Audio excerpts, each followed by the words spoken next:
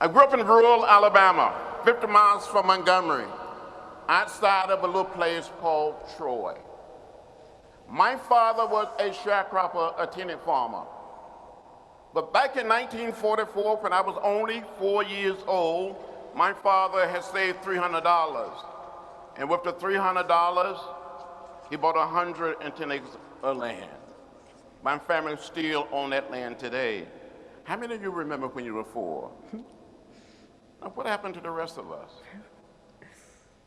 It was many, many years ago when we would visit the little town of Troy, visit Montgomery, visit Tuskegee, visit Birmingham. I saw those signs that said white men, white women, colored women, white waiting, colored waiting.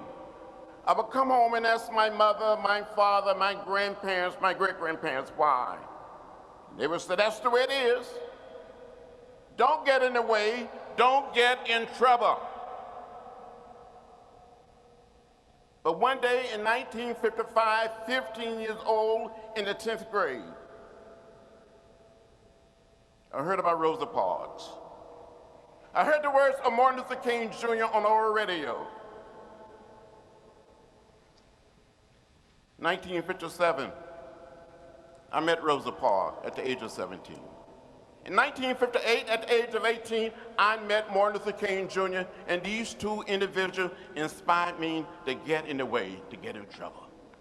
So I come here to say to you this morning, on this beautiful campus, with your great education, you must find a way to get in the way. You must find a way to get in trouble, good trouble, necessary trouble.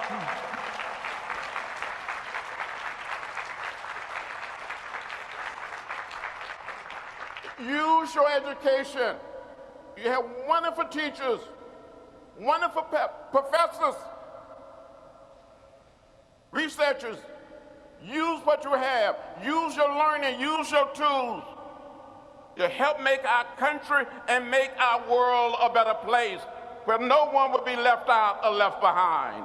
You can do it, and you must do it. It is your time.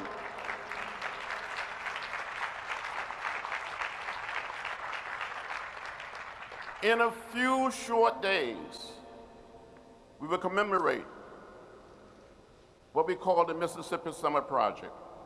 For more than 1,000 students from all over America, many from abroad, made a trip to Mississippi to encourage people to register to vote.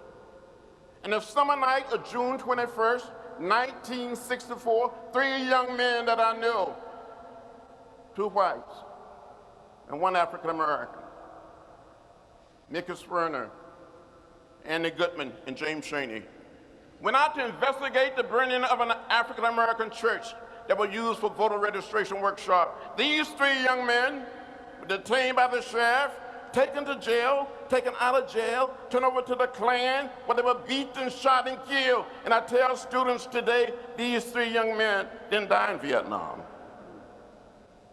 They didn't die in the Middle East or Eastern Europe. They didn't die in Africa or Central or South America. They died right here in our own country, trying to help all of our citizens become participants in the democratic process. As young people, you must understand that there are forces that want to take us back to another period. But you must say that we're not going back. We made too much progress, and we're going forward. There may be some setbacks, some delays, some disappointment, but you must never, ever give up or give in. You must keep the faith and keep your eyes on the prize. That is your calling, that is your mission, that is your moral obligation, that is your mandate. Get out there and do it. Get in the way.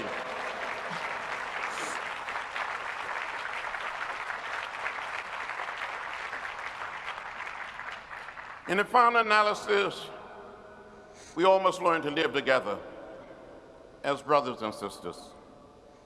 We all live in the same house. And it doesn't matter whether we are black or white, Latino, Asian American, or Native American. It doesn't matter whether you're straight or gay. We're one people, we're one family. We all live in the same house. Be bold. Be courageous. Stand up, speak out,